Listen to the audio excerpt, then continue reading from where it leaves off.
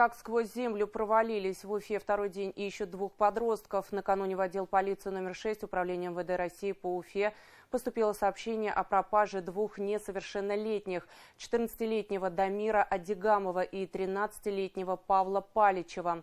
Подростки вместе ушли гулять. Родителям сказали, что будут в районе детского лагеря «Чайка» на улице Шафиева, но позже перестали выходить на связь.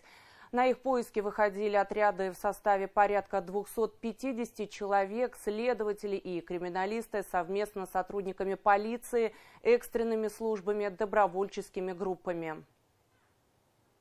Только сегодня 60 поисковых групп ушло по разным задачам. Наши основные направления – это природная среда, вот здесь рядом с нашим штабом, который находится.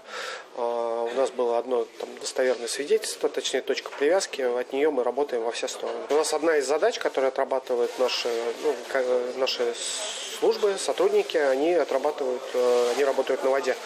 Наши добровольцы, мы на воду не имеем права выходить, мы на лед не выходим.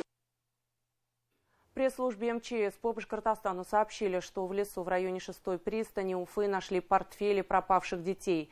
По факту безвестного исчезновения двоих подростков следком возбудил уголовное дело. На реке Белой в месте предполагаемого исчезновения проводились также водолазные работы.